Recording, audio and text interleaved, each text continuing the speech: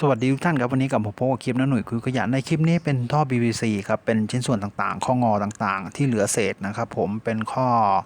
ท่อตรงนะครับผมแล้วก็ข้องอส่วนต่างๆทีนี้จะนำตัวนี้กลับมาใช้งานครับทำเป็น